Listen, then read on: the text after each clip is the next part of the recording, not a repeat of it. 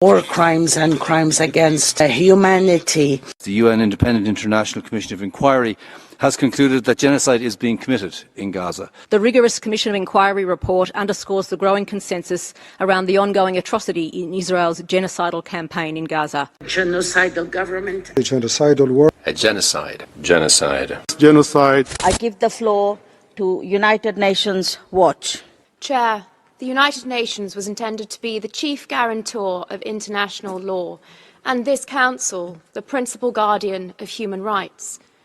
What a catastrophic failure for humanity and the civilized world that it has allowed itself to become the main mechanism by which terrorists, bigots, despots and dictatorships weaponize international law, to become the mouthpiece of internationally prescribed terrorist organizations, to become a platform from which to propagate heinous blood libels against the only Jewish state, blood libels of occupation, ethnic cleansing, colonialism, apartheid, genocide, terms which, having been so inverted against Israel in order to demonize it, have become meaningless.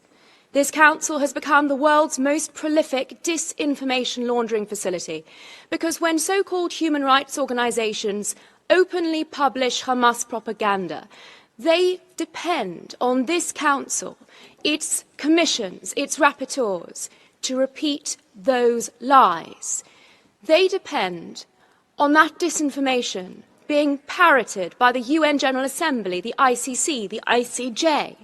And once that cycle of fraud is complete, those NGOs that fabricated the lies point to the UN's endorsement as proof of their veracity. Future generations will observe how easily these supposedly illustrious institutions were hijacked. Sure, cut her off. Why not? Don't let her finish. UN can't handle the truth from Natasha Hausdorff there, and she is incredible. I recommend you check her out.